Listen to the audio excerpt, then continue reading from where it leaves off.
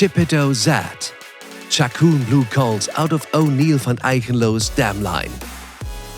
The dam and grand dam of Chipito Z are young mares, and in the third generation this dam line continues with the international 150 level competing mare Yasmine, which was ridden by Christine McCrae. Yasmine is a half-sister of the recently to McLean Ward sold Belgian champion stallion O'Neill van Eichenlohe.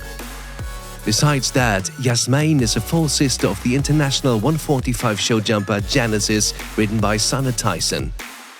Therefore, Chipito Z represents a first-class dam line, and he is sired by the upcoming breeding stallion Chacoon Blue, whose eldest offspring are standing out in the young horse competitions.